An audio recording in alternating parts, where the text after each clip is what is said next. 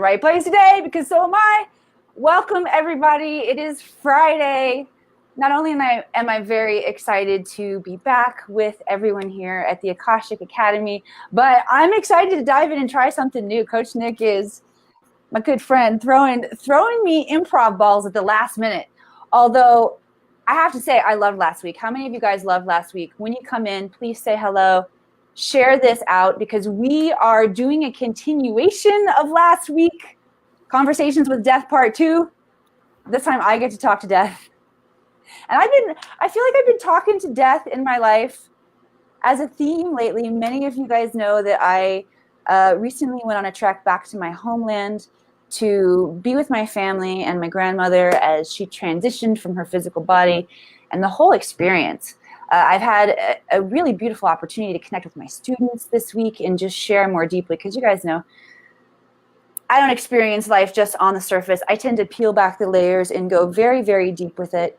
And this process was absolutely that for me, for my family. I gotta say, I'm feeling pretty balanced and centered in this, although symbolically sitting next to death, my partner right now, is unnerving me a bit. So I'm excited to dive in and talk to that. You guys know I like to get vulnerable. I like to get down to business, expose what the issues are going on in our life. I recognize that with death, we bury a lot of our issues. I buried a lot of my ancestral pain that I had held within my body. So when we talk about death, it's not always just a person in our life who is transitioning. There are a lot of symbolic ways that we can show up. Take a look at what's going on, what we want to transmute, what we want to transcend. Coach Nick is freaking everybody out. It's fun though. We're gonna let Coach Nick get fully into character this week. I'm happy to be next to you, buddy. It's good to see you. Hi, Nancy. I'm gonna say hi to some people that are out there. So flash their comments and their names up. Teresa Warren, I love you. Super proud of my girl, Teresa Warren, who is stepping out big time. In her first course, she did a webinar this week that was absolutely fantastic. So there is lots of stepping out going on in our community. Guys, there's Tig. What's up, Tig? Parts of us have to die for another part of us to step up and get big. So if you were scared of real death, if you were scared of metaphoric death, if you love talking about death, which apparently Coach Nick is finding a little rhythm and flow here, talking about death, you're in the right place. We're going to dive in. I did puppets. I wasn't here last week. I have missed you. I think I wasn't here the week before either. And I've absolutely missed you guys. So please say hello again, Emily, once you get here. Coach Nick, flash up all those hellos when they come up, because I want to say hi to those people who, gosh, our community is just growing and they're so loyal. Take doing a lot of grieving, holding space for you, my friend. Andrea, good morning. It's good to have you here. All right, I'm going to start rolling my drums here. Lisa, I'm glad you're in the house. All right, give us one more so I can give one more shout out. And then can you put my comment up for me? Death, my friend Death. Michelle, it's weird that I find death challenging to be weird. I'm not sure why. I'm not afraid of death. You know, I didn't necessarily think I was very afraid of death either, but I definitely had a strong reaction this morning when Nick was like, oh, no, I'm death, and you're Emily. I'm like, F no. Oh, look how good I did. I didn't say the real F word. I said, F no. I'm not going to be Emily sitting up here next to real death. And he's like, no, you do it. I'm like, okay. Because when he tells me something like that, I do it. All right. Rob says, can we have a channeling from Archangel Azrael, the angel of death, or Anubis and the underworld? What do you say, Death? They're the same. It's a post. It's not that they are different. It's simply a post. There are different posts in the universal body. Death is a function of the universal body. So whatever names you give death, you're always speaking about the same post. That was a yes, Rob. There you go. All right. I'm going to drum roll myself. We put my comment up, my friend. My favorite comment. Oh, you put Linda up real fast. Oh, and Jim. Darkness, my old friend. All right. I don't have your comment. It's in the chat box. have to grab it. Okay. I'll keep drum rolling. I drew an oracle card this morning that said that I was the drumbeat of the earth. So I'll just drum it while you're pulling up. Just tell me when you're ready.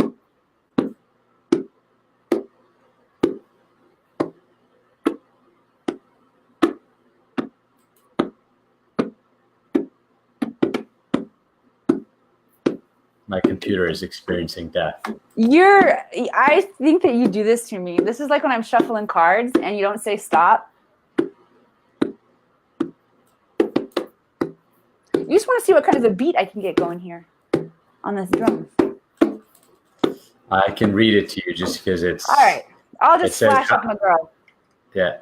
How can we better connect? How can we better connect to light beings and our loved ones who have transitioned?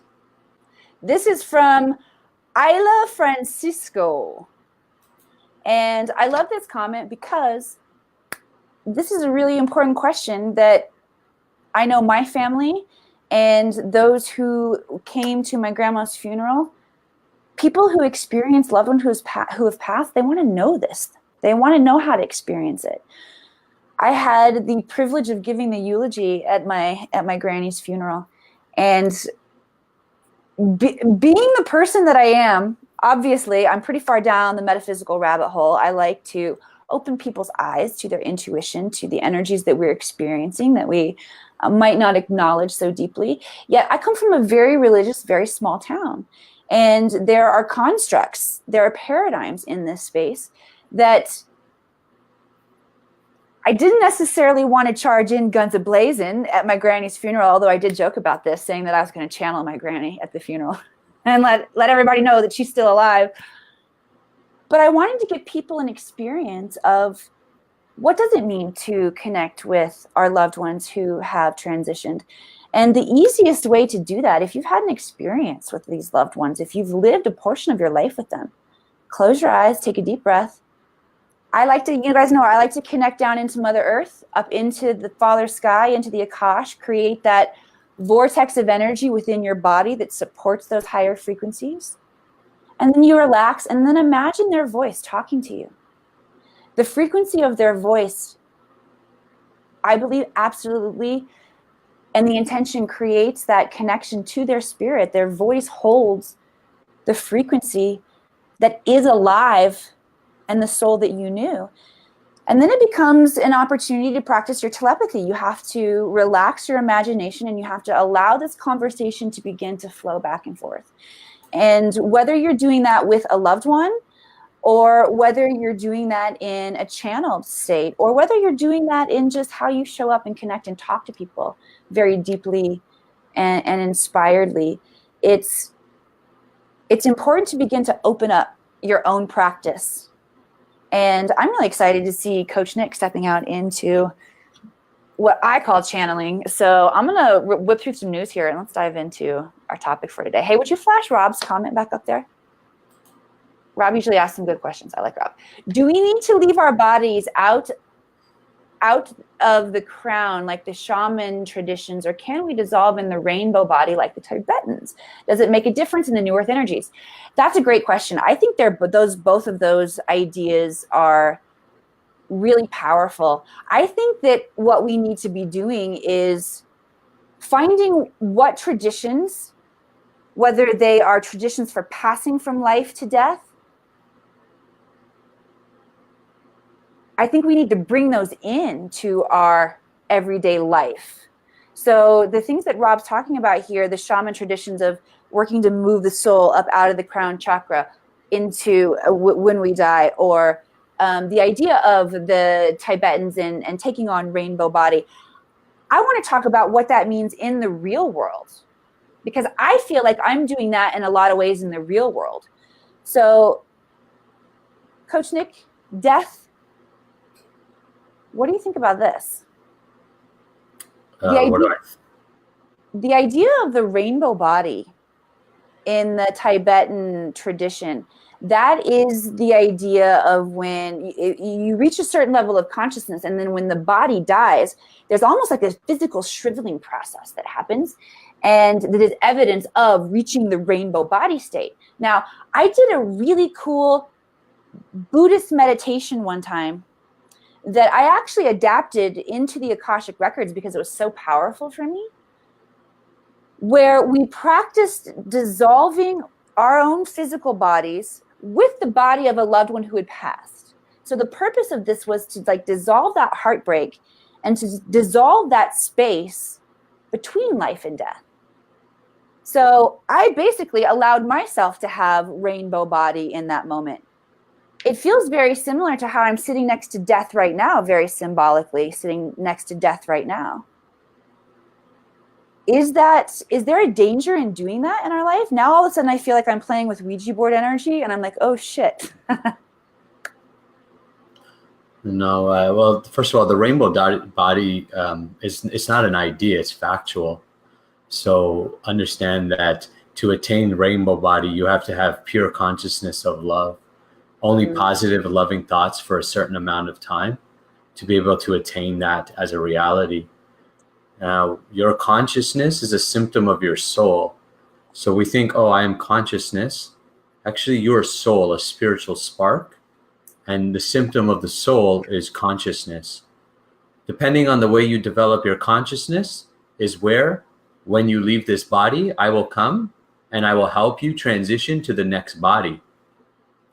The Tibetan monks who have reached a certain loving consciousness are transitioned to a spiritual body where they do no longer have to take on a physical body.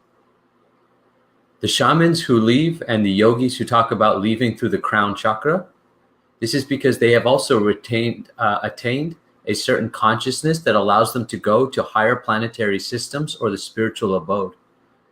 So where you leave through your body has a large part to do with how I will show up in you. So for instance, most people on the planet, they will leave through their lower centers, mainly their anus or genitals. And because they leave through their lower animal centers, they will either take birth back in a human body, or they will take birth in a lower planetary system or in an animal life form. For those who leave through the mouth, through the eyes, through the nose, through the ears, through the crown, or through the third eye, you will attain a higher planetary system body. And depending on your karmic reaction, you may attain an eternal body where you no longer have to meet me. If you take on a birth in a material universe, we will meet. That timeline of the loving thoughts that are required to raise your frequency to that level, can that be shrinked? Can it be shrinky-dinked to death? No. Shrinking it is opposite of a loving thought. The idea of shrinking something means that you have some desire to get somewhere faster. So that's the opposite of actually what they're attaining. Then what is the purpose of quantum levels of spiritual advancement if it's not for shrinking our karmic timeline gap so that we can raise our consciousness more quickly? Time is a human concept. So any conversation about shrinking time or moving time or anything to do with time is a human construct. So in the human language, we use things like time to discuss a linear process, but things are not happening is the way that it appears to be happening. Time is a function of the mind, not a function of reality. And there is no shrinking of anything. There is no expanding of anything. It's just here. You're just here, available now, in that moment. What is experiencing time in any expansion or shrinking is not the soul, but the body and the energies of the body. So when you say I'm expanding, you are not expanding. You, the soul, is not expanding. There's nothing that can happen to the soul. It cannot expand, it cannot shrink, it cannot die, it cannot be born. Any expansion or retraction is that of the material energies. So as humans who are evolving right now in this time, and we're trying to wrap our head around time and the unhinging of time and being able to experience more of this in a way that feels like it makes sense, or that we can accept, or maybe we just have to surrender to it. But what are things that we can do, like actual tangible exercises that we do to help us with this process? Because it's pretty mind-boggling. What process is this? The process of raising our awareness to a point where we can get it and we can change our behavior because of it. Drop the idea of changing behavior. Behavior is part of the material nature. So the idea that we have to change our behavior to get something is working backwards.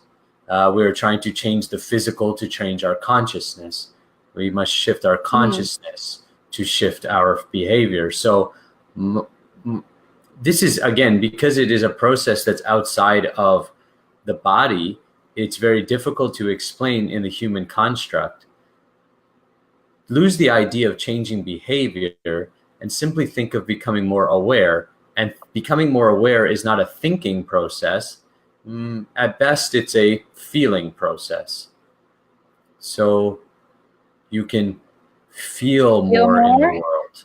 Feel more. The more that you feel, and the more that you're in tune with the subtle feelings, you're in tune with the subtle energies, and will become more aware of how you, as a consciousness, are both able to create and at the same time are subjected to material laws like death.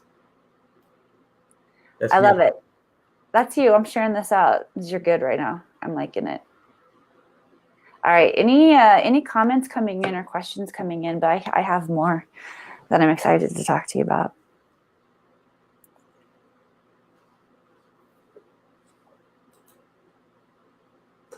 Drew says, death is a form of time. Interesting. So Nick is saying that we are dying in life on a timeline that is not doing us an individual any good. So say death is stop us and turning us to a new path that is better for us as an individual to complete our self-mission in life. Yes or no?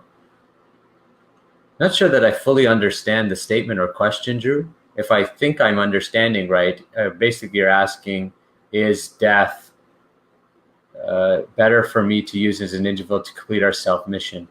Here's what death does for you. I'm not sure that I'm answering this question, Drew, so I apologize. But death does for you, it gives you time. It gives you something that you call time. Because it gives you this gift of time, the function of death gives you a space and a time to play in. And what you do with this space and time will either bring more awareness to your spiritual nature or less awareness to your spiritual nature. The reality is that most people on the planet are doing activities that bring less awareness to their spiritual nature, which entangles them further in the cycle of death. So they must experience death over and over and over and over and over again until they engage in themselves in such activities, in such feelings, that allows you to realize death is an illusion and real at the same time. I am real. I am death. I am real. You will experience me. We will meet. All your loved ones will meet. All your pets will meet. Including this entire universe will meet me. So I am outside of time and space. That's why death is also an illusion, because when you attain me truly, you also attain eternal life. But in the materialistic world, you'll always experience a polarity. So you'll experience death because you are life itself. It's an illusion because you really can't experience, you really can't have death. You really can't die. But you'll experience death. You have to know that your experiences on the planet are both they're unreal. Unreal meaning non-permanent. Your experiences are only here to drive you to permanency. Once you hit permanency in your consciousness, meaning you realize, not believe, realize. Belief is religion, or what most people chalk up as religion. They believe I am soul. They believe I am eternal. They believe in their savior or their path. They do not realize it. So understand that if you truly want to conquer death, meaning you no longer want to experience it, you have to be a realized soul, not a believe in it soul.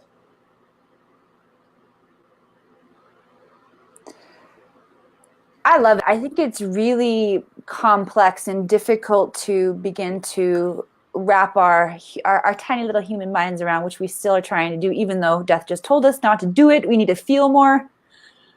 But I know that there are probably many of you like me who are like, I'm hearing it and I'm filtering it through my mind. And on some levels, it makes sense to me in the same way that I honestly believe that the earth in some way is flat and round at the same time. While there's a part of me that is very still present in my human 3D form, and I experience death as a polarity, death as a real thing, I totally get it on some levels that are like right above here, right? And I feel like, oh, I'm just about to be able to let go of trying to recognize and wrap my head around making sense of all of it and just be in that energy and be like, yeah, I get it. I love being right on that precipice of that level of release and surrender, because there's definitely a part of me that identifies the truth in what you're saying, and I love it. Coming back to the idea of what templates are there that we can create so that, like human beings, we can begin to experience this. I'm just, my mind and heart are just going full circle back to one of Rob's first questions, or when he was talking about the rainbow light body and the shamans, how they move the energy up out of the top of their crown. If you guys want to experience doing that in a meditation, I realized the adaptation that I created does exactly both of those things. You will experience the evaporation of your physical nature into literal rainbow light body. And to bring you into a prepared state to do that meditation, I take you into the Akashic Records, and you guys know we move down into Mother Earth. You will move your consciousness up out through the top of your crown chakra. I'll bring it back in for you. I won't leave it out there in space. But if you want to experience a meditational exercise that allows you to take these ideas and concepts of other civilizations and death and what it means to them, and bring it into a space where you can energetically create with it, I believe that you will open up things within your own circuitry where we're going to begin to understand this more dynamically. We're going to begin to get it more. We're going to be able to embody more what death is telling us. When you say feel more, what comes up for me is, shit, there are a lot of people on the planet who are depressed. They don't want to feel more. But it comes down to our choice, and it comes down to, that's where for me, owning and changing behavior still has an application, because I'm still in the 3D working on learning and growing my avatar instead of just being in that space, back in that space of oneness. But I think that's a fair evaluation, is human beings are fucked up in their feelings. Oh, I was doing good on not cursing, and then I dropped 2 in that last little speech. We're pretty tangled in this dense construct. So how do we begin to untangle and be happy again? When you say that human beings are depressed and human beings are experiencing their body, and their body will experience death. So as long as you're experiencing your body your physical gross body, you will experience the pains and tribulations of the body. So when I say to feel more, I am not speaking of a bodily feeling. This is the challenge with all great teachers in the world, is that everybody misunderstands their teachings to be physical. People say in the Bible, it says, without vision, the people will perish. And this has been interpreted as you must have some vision for your earthly life. No, what it means is spiritual vision. It means without vision of reality, of the nature of the world, you will perish. What will perish? Your spirit will perish, because you believe yourself to be of the physical nature.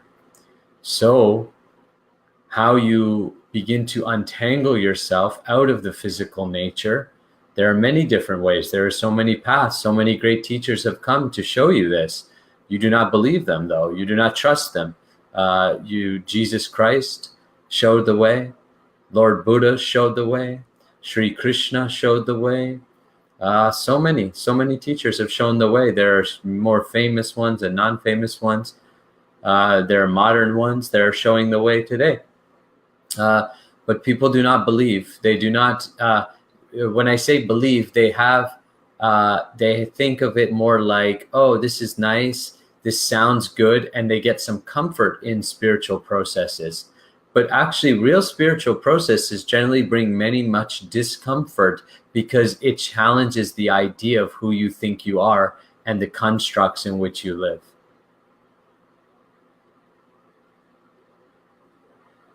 I like it that there are 111 comments right now. We have to wrap up in a few minutes. I still have to share the news. And I don't know if you can hear Emily, but we have lost, or at least I have lost, video and audio of you. Oh. Can you guys hear Emily? Paramhansa Yogananda. Yeah, there's another teacher. So many teachers. So many. There's so many. There's so many enlightened souls. There's so many people who are very joyful and live very happily. The biggest challenge is your own individual. The biggest challenge that every human being faces is they believe at a subconscious level, at some deep level, that they will lose their individuality if they give up their templates and roles. They feel like, well, if I actually give up my ideas of what life is about, you'll have an identity crisis. And that's actually what you want to do.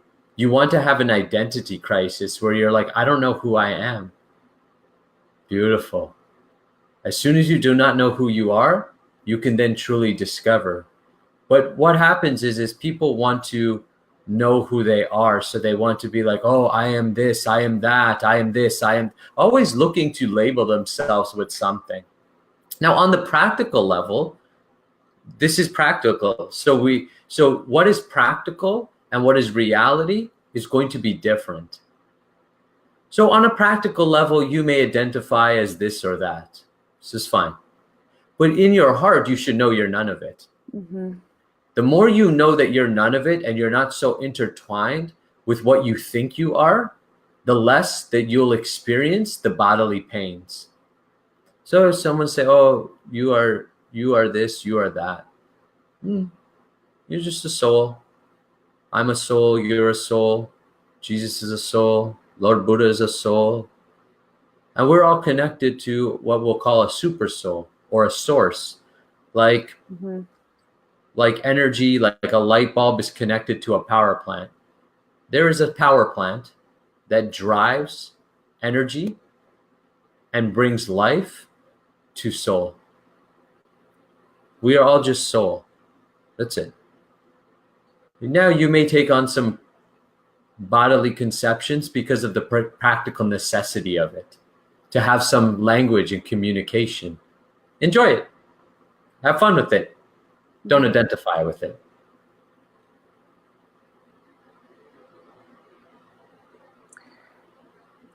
We're going deep here in the Akashic Show, and I have a feeling we're going to stay in this deep zone. So as we wrap up for today, I just want to thank everybody out there who is showing up, willing to get their minds bent, get their constructs bent, give yourself new space to explore who you are. I think that this idea of coming to identity crisis can happen differently than what we all have seen in the movies. It's kind of like childbirth. Childbirth is portrayed in the movies pretty dramatically. I think that we can have these kind of transformations, these dramatic transformations in a more peaceful space in communities like this. So thank you guys for showing up and being our audience, being our community who's creating the space for this conversation. I think just the fact that we're showing up and creating the space to talk about deep topics like this is carving out new ways for people to show up, to be. This is part of how we participate in creating the new earth. And it's pretty fun. So Death, Coach Nick, thanks for stepping out and stepping into your Grim Reaper costume for us. Thank you guys all for being here. Coach Nick is very fun to hang out with. If you guys want to hang out with him, I forgot to share the news earlier because I dove right into the topic. But he's got a great workshop coming up. It's called How to Sell. I don't know what it's called. You might have to jump out of your character and tell us what it's called. It's called How to Sell Your Stories Through How to Sell Powerful Stories. This is the problem when I write things down in my notes, not in the right order. Coach Nick will be running a workshop called How to Sell Through Powerful Stories.